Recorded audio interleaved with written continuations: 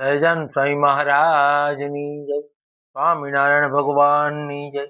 ગઢડા પ્રથમનું 22મું વચનામૃત. સ્મૃતિ વિના ગાયું ન ગાયા જેવું. સ્વામિના હરે સંવત 1876 પોષ સુધી ચોથને દિવસે મધ્યાહન સમયે શ્રીજી મહારાજ ગઢડા મધ્ય દાદા ખાચરના દરબારમાં ઉગમણા દાવોરડાની ઓસરીએ ઢોલિયા ઉપર વિરાજમાન હતા અને સર્વશ્રેષ્ઠ વસ્ત્ર ધારણ કર્યા હતા અને પાઘને વિશે ફૂલનો તોરો ખોસ્યો હતો. બે કાનના ઉપર પુષ્પના ગુચ્છ ધાર્યા હતા અને કંઠમાં ગુલદાવદીના પુષ્પના હાર પહેર્યો હતો અને ઉગમને મુખારવિંદ વિરાજમાન હતા અને પોતાના મુખારવિંદની આગળ પરમહંસ તથા દેશ દેશના હરિભક્તની સભા ભરાઈને બેઠી હતી. પછી શ્રીજી મહારાજ બોલ્યા, સાંભળો, એક વાત કરીએ. ત્યારે સર્વે પરમહંસે ગાવવાનું રાખી અને વાત સાંભળવા તત્પર થયા.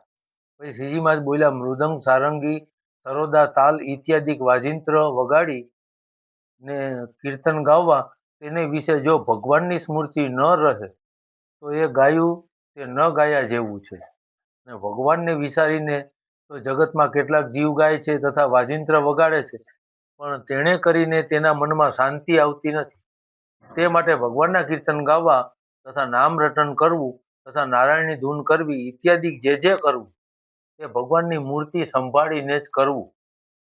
અને ભજન કરવા બેસે ત્યારે તો ભગવાનને વિશે વૃત્તિ રાખે, ત્યારે ને જ્યારે ભજનમાંથી ઉઠીને બીજી ક્રિયાને કરે ત્યારે જો ભગવાનમાં વૃત્તિ ન રાખે તો તેની વૃત્તિ ભજનમાં બેસે ત્યારે પણ ભગવાનના સ્વરૂપમાં સ્થિર થાય નહીં.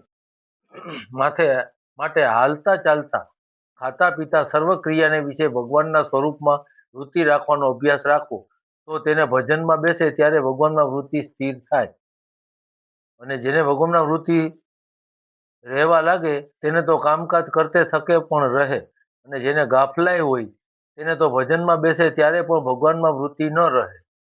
તે માટે સાવધાન થઈને ભગવાનના સ્વરૂપમાં વૃત્તિ રાખવાનો અભ્યાસ કરવો, ભગવાનના ભક્તને કરવો. એટલી વાત કરીને શ્રીજી મહારાજ બોલ્યા કે હવે કીર્તન ગાઓ.